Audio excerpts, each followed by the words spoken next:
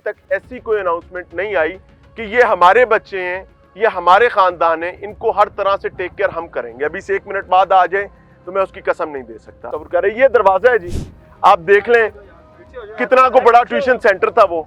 सारे हालात ऐसे है कि तारें नीचे गिर भी होती हैं, पानी खड़ा होता है गलियों के अंदर। हम लड़के साथ में लगे हैं तो रेस्क्यू वाले से आने से पहले हमने तकरीबन बच्चों को निकाल लिया था। जैसा कि आप काम करवा रहे हैं, बच्चों को छुट्टी करवा दें। इसमें यह है कि एक दिन में उन्होंने MBBS तो नहीं बन जाना। उस बाद फिर हम जब देखा कि हाँ बच्चे ज़्यादा, फिर हमने एक तरफ से खोदना शुरू किया, सारी मिट्टी को बाहर निकाला। तो हर बंदे ने अपने हाथों से जो है ना मिट्टी को निकालने की कोशिश की। नीचे से बच्चे ऐसे थे जैसे आप ये कह लें कि वो भालू वगैरह नहीं होते।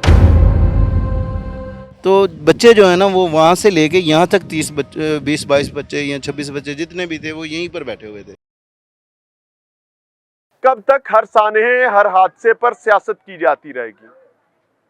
कब तक सियासत का मंजन इस बेरहमाना अंदाज में बेचा जाता रहेगा कि अलमान अल हफीज? मैं इस वक्त लाहौर के इलाका काना में मौजूद हूँ। घर के एक कमरे की छत गिरती है। बदकिस्मत लम्हा वो था जब उस घर में जेर तालीम बच्चे जो कि ट्यूशन पढ़ने के लिए, जो कि सबब के इलाकों का, दही इलाकों का कल्चर है कि पेरेंट्स अपने बच्चों को स्कूल के साथ ट्यूशन पढ़ाने के लिए, उनकी इल्मी मुआवनत और मदद के लिए एक टीचर के पास भेजा करते हैं और वो बिल्कुल नॉमिनल सी फीस पर इन बच्चों को पढ़ाते हैं। ज़ाहिर है इससे विन विन सिचुएशन होती है। विन विन सिचुएशन इस तरह कि जिनके बच्चे हैं उनके बच्चे पढ़ जाते हैं और जिनका घर है उनके घर का चूल्हा चल जाता है। तो अमूमी तौर पर इस किस्म के लोग जो इस किस्म की एजुकेशनल सर्विसेज दे रहे होते हैं, इनको मोहल्ले में काबिल एहतराम समझा जाता है, इनको एक बेहतर नज़र से देखा जाता है। लेकिन बदकिस्मत लम्हा वो था कि इस घर में रवायात के मुताबिक जो ऐसे कहीं पर भी कोई कच्ची छत होगी, उस कच्ची छत को बरसात के मौसम में प्रोटेक्ट करने के लिए उसके ऊपर मिट्टी की लिपाई की जाती। पंजाबी लिपाई कहते हैं उन्होंने। उसके अंदर कुछ मिट्टी होती है, कुछ तूड़ी मिक्स की जाती है ताकि बरसात का पानी कमरे के अंदर दाखिल ना हो। लेकिन शामत आमाल कहें, बदकिस्मती कहें कि ओवरबर्डन्ड होने की वजह से वो छत अपनी कमजोरी की वजह से, अब वजन बढ़ जाने की वजह से धाड़ से नीचे आ गिरती है। और जब वो छत गिरती है तो यहाँ पर एक नहीं कई खानदानों के चश्मो चराग मौजूद होते हैं। इवन उस खानदान की अपनी बच्ची भी मौजूद होती है, इवन वो उस्तानी भी मौजूद होती है। उस्तानी जो है वो हॉस्पिटलाइज्ड हैं, वो अपनी सेहत के लिए जूझ रही हैं और एक के बाद एक शहादत की इतला आ रही है। 14 शहादतें हो चुकी हैं। ये तमाम मामलात तो वो थे जिनका ताल्लुक आम आदमी के साथ था। लेकिन आज इस लम्हे आपको अपनी स्क्रीन पर एक शाही प्रोटोकॉल नजर आ रहा है। ये शाही प्रोटोकॉल ऐसा नहीं है कि गवर्नमेंट ने इन तमाम शहादतों की ओनरशिप लेकर इनके लिए अभी तक अगले 1 मिनट में कुछ हो जाए तो मैं कुछ कह नहीं सकता, कुछ ऐसा अनाउंस कर दिया जाए कि ये हमारे बच्चे हैं। सीएम साहिबा की तरफ से अभी तक ऐसी कोई अनाउंसमेंट नहीं आई कि ये हमारे बच्चे हैं, ये हमारे खानदान है, इनको हर तरह से टेक केयर हम करेंगे। अभी से 1 मिनट बाद आ जाए तो मैं उसकी कसम नहीं दे सकता। बट इस वक्त मैं उस जिसको कल से कहा जा रहा है कि जी लेंटर डल गया था, लेंटर डल रहा था, पहला दिन था, मजदूर चढ़े हुए थे, वो लेंटर दूसरी मंजिल पे ऊपर था, भाई ऐसा कुछ भी नहीं है। अल्लाह ताला खुश रखे DIG ऑपरेशंस को। He was the first one जिसने आकर रियलिटी बताई थी कि भाई सिंगल स्टोरी घर है, कच्ची छत है, उनकी लंबाई कर रहे सन, एक मिस्त्री है उत्ते, बाकी घर वाले खुद मिलके काम कर रहे हैं और वो छत धाड़ से नीचे आ गिरी है। इस इलाके में जियत आम हुई है, तकलीफ बड़ी है हर खानदान के लिए। इस इलाके लिटरली चूल्हे चूल्हे हंजूते अथरू है कि नहीं। हर बीबी, हर भैन, हर बच्चा, हर वड्डा वो अपने खानदान को ही ये खानदान तस्वुर कर रहे। ये दरवाजा है जी, आप देख लें कितना को बड़ा ट्यूशन सेंटर था वो। यहाँ पर अंदर छत है जनाब एक, और वो हादसे का शिकार हुई है। ज़ाहिर है ये सील्ड प्रीमिसेस है तो विल ऑनर दैट। साथ वाली छत भी सील की गई है, उसको भी ऊपर एक्सेस को मना किया गया, विल ऑनर दैट। यहाँ मौजूद लोगों से समझने की कोशिश कर रहे हैं कि यहाँ पर ऐसा है कि वो कहते हैं ना कि शेर की आमद है कि रन कांप रहा है। यह हादसे के टाइम इमीडिएट आफ्टर नहीं था। इस वक्त यहाँ पर हर मुतल्लिका महकमा जो है वो अपनी तमाम सलाहियत, तमाम ताकत के साथ मौजूद है। वो सफाइयाँ कर रहे हैं, वो वहाँ पर अपनी मुआवनत कर रहे हैं, छिड़काव हो रहे हैं। आप मकामी हैं? जी मकामी है। क्या हुआ ये? सर ये हुआ है कि कच्ची छत थी, नीचे बच्चे पढ़ते थे, एक कोई साल से लेंटर तो नहीं डाल रहा था? कोई लेंटर नहीं था सर। हम्म। सिर्फ क्योंकि हर बंदे को पता है कि मानसून के बारे बरसात आने वाली, जेड़ा छतें जो होती पिंडां दा हैं रहने वाला है जिन्हें जी, कच्ची छत देखी उन्हें पता है। जी बिल्कुल, तो मिट्टी डालते हैं लोग, मिट्टी डालते हैं ताकि वो सामान बहुत ज़्यादा था घर के अंदर, मिट्टी इसलिए डालते हैं कि ताकि छत चूहे ना, क्योंकि मानसून आने वाला है तो मानसून से पहले मिट्टी डाली जाती है। और फिर उसकी मालिक मकान की खुद की बेटी भी नीचे मौजूद है, खुद की बीवी भी नीचे मौजूद है, उसे ये खबर होती है कि छत गिर जाएगा, मामला होता है, वो क्यों अपनी बेटी और बीवी को नीचे भेजते? लेकिन इतने बच्चे नीचे नहीं होने चाहिए थी, ये आपकी बात ठीक है, नहीं इतने होने बच्चे चाहिए। नीचे नहीं होने चाहिए थे। जहाँ पर हम एक बात करें वो दूसरी बात भी जी है। बिल्कुल ऐसे ही। क्योंकि हादसा तो हुआ है। अल्लाह जी। ताला खानदानों के लिए आसानी का मामला फरमाए। हुकूमती रवैया जात कैसे हैं? सर ये है आप कि मुतमईन है? अभी यहाँ सफाइयाँ भी हो रही हैं, कोई पानी शानी भी आया है? सर अभी तक पानी शानी वो खिदमत वाले आ रहे हैं, सफाई वगैरह हो रही हैं। बाकी आप ये तारों का हाल देख लें, आज इनको ऊंची किया जा रहा है, ये तारें कल नीचे पड़ी थी। ये सारे हालात हालात ऐसे है कि तारें नीचे गिर भी होती हैं, पानी हाँ। खड़ा होता है गलियों के अंदर। छत है जी, वहाँ से हमने फेवर लिया ऊपर एक्सेस हासिल करने के लिए। आप ये देख सकते हैं जी, ये वो बदकिस्मत कमरा है जहाँ पर बच्चे तालीम के गर्ज से मौजूद थे। आप देख सकते हैं इसमें एक बेड मौजूद है, एक सोफ़ा मौजूद था, ड्रेसिंग टेबल मौजूद है, 2 अलमारियां हैं, 2 पेटियां पड़ी हुई हैं। बच्चे ने बताया है जो कमरे में मौजूद था कि बच्चे नीचे ज़मीन पर बैठकर पढ़ रहे थे। बेड पर एक बच्ची बैठी थी जो जांबर नहीं हो सकी, और उसके अलावा टीचर जो है वो जूं ही सोफे पर आकर बैठी हैं, that was the very moment के धाड़ से छतें नीचे आ पड़ी हैं। आप देख सकते हैं कि ये पूरा एल शेप में ये ब्लॉक है। इसमें एक कमरा ये है, दूसरा ये और तीसरा वो है। ये 3 कमरे एडजेसेंट हैं। तीनों कमरों की एक छत है, और वो परली तरफ आप देख सकते हैं वो एक दूसरा घर है गालबन, उसकी छत भी कच्ची है। अमूमी तौर पर वो परे देख सकते हैं। इस फिनोमेना को समझने की कोशिश करें। यहाँ पर सिरकी, टीआर गार्डर या फिर बाले की छतें, बाले और छतीर की छतें जो है इस्तेमाल होती हैं। वो आप सामने देख सकते हैं, वो कर्व आया हुआ है, बेंड आया हुआ है, वो देखे सामने।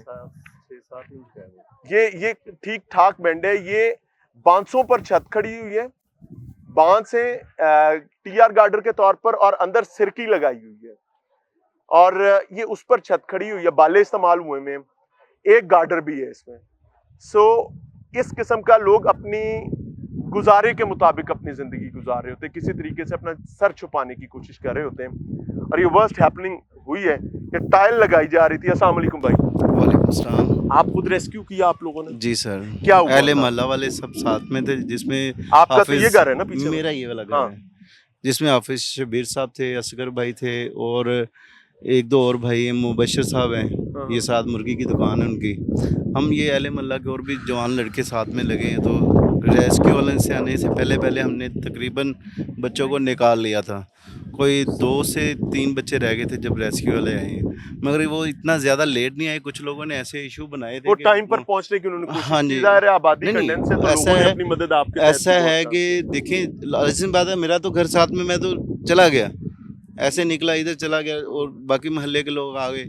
अब रेस्क्यू वालों को आने के लिए बाहर आप ये से, समझते हैं कि रेस्क्यू ने प्रॉपर रिस्पॉन्ड किया? जी बिल्कुल, मैं ये समझता हूँ। ठीक है, जाहिर है आप ग्राउंड पर मौजूद थे। जी ये छत कमजोरी की वजह से गिरी है, मिस हैंडल हुआ है, क्या हुआ है? सर, इसमें आप ये कह सकते हैं ये शायद हुक्म रब्बी था, वरना कुछ बच्चे बचे भी हैं ना, तो ये शायद कोई आफत थी जो ऐसे हमारे ये खाना के ऊपर आनी थी।